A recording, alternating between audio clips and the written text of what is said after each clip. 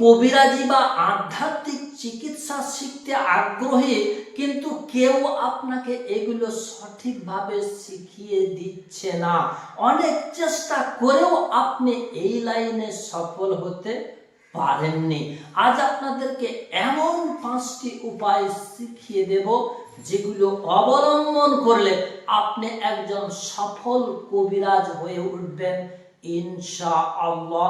আর এগুলো আপনি কোনো বই পুস্তকে বা ইউটিউব জগতে এগুলো পাবেন না।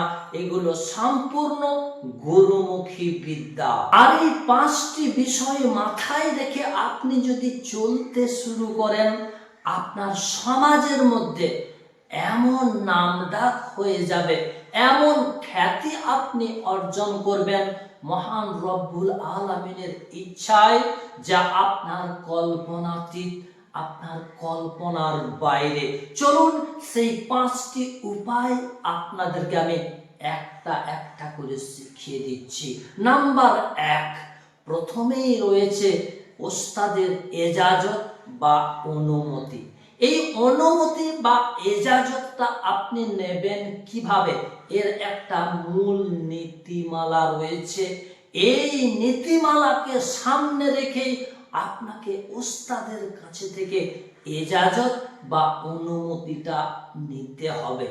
অনুমতি নেওয়ার সেই পদ্ধতিটা আপনি ভালোভাবে ঠান্ডা মাথায় বুঝে নিন। একটা হচ্ছে অনুমতি নেওয়া, আর দ্বিতীয়টি হচ্ছে অনুমতি দেওয়া।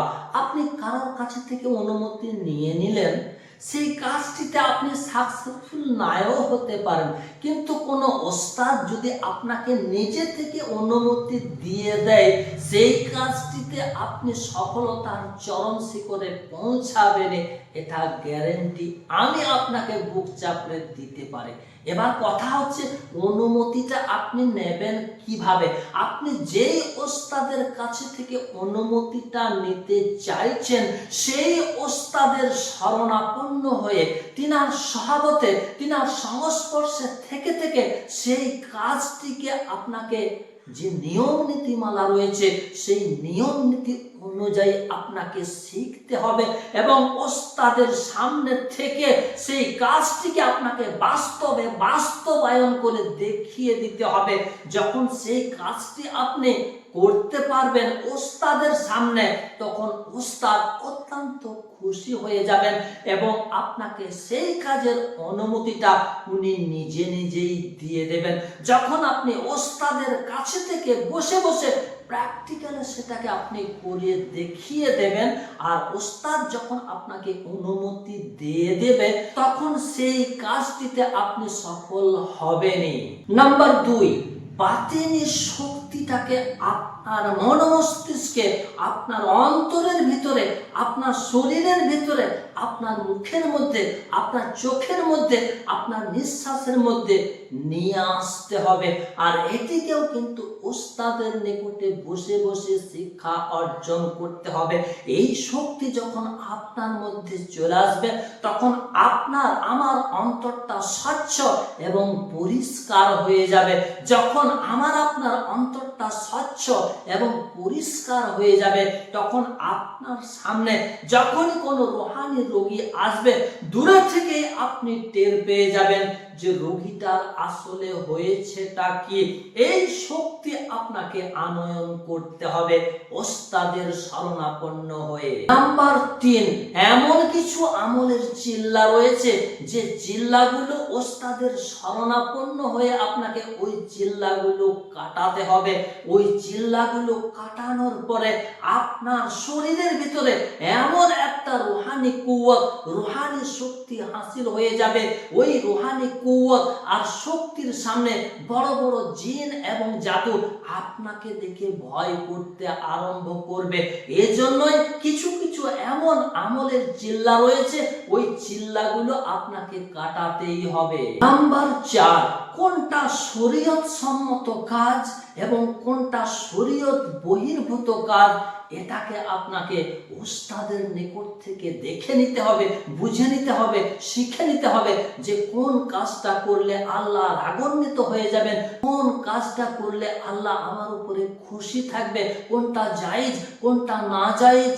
ফাঁকে একটা কথা আমি আপনাদেরকে বলে নিই, আমরা অনেকেই তাবিজের কিতাব দেখে দেখে তাবিজ লিখি, কিন্তু আমরা নিজেই জানি না সেই তাবিজটা কি তাবিজ। এমন কিছু ছক রয়েছে, সেই ছকের তাবিজগুলো আমরা লিখি, কিন্তু আমরা নিজেই জানি না যে ছকের মধ্যে ওই সংখ্যাগুলোর মধ্যে রয়েছে তা আসলে কি।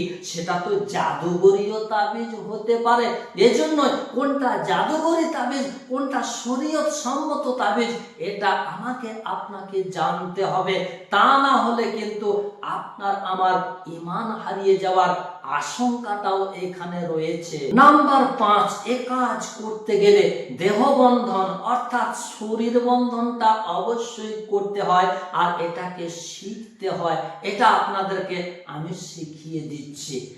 একবার এক নিঃশ্বাসে আয়াতুল কুরসি 1টি বার পড়ে হাতের মধ্যে ফু দিয়ে সেটি আপনি সম্পূর্ণ নিজের শরীরে মেখে নিন, এবং সেই সাথে 4 কুল একবার করে, প্রত্যেকটা কুল আপনি এক নিঃশ্বাসে একবার করে পাঠ করবেন। টোটাল 4 কুল 4 বার পাঠ করে হাতেরিতে ফু দিয়ে সেটিকে আপনি শরীরে মেখে নেন, এবং সব শেষে 1টি বার সূরা আবাসা পাঠ করে নিন। সূরা আবাসাটা পাঠ করে আপনাকে হাতেরিতে ফু দিয়ে মারতে হবে এমনটা কিন্তু নয়, কেবলমাত্র আপনি 1টি বার সূরা আবাসা পাঠ করে নেন। এই নিয়মে আপনি যদি দেহবন্ধন শরীর বন্ধ করেন, আপনার ধারে কাছে জিন ভূত দেব দৈত্য কোন জাদুর ক্রিয়া পর্যন্ত আপনাকে স্পর্শ করতে পারবে না। আর আপনি যদি চাইছেন এই ধরনের আরো ভিডিও পেতে, আমার কাছে থেকে নানাবিধ এই রুহানি তদবিরের চিকিৎসার কাজগুলোকে শিখতে চাইছেন বা শিখতে আগ্রহী, তাহলে অবশ্যই আপনি আমার চ্যানেলটাকে এক্ষুনি সাবস্ক্রাইব করে এবং বেল আইকনটিকে দাবিয়ে রেখে দিন। দেখা হবে পরবর্তী আবার অন্য কোনো ভিডিওতে ইনশাআল্লাহ। সে পর্যন্ত আপনারা সকলে ভালো থাকুন, সুস্থ থাকুন। ধন্যবাদ।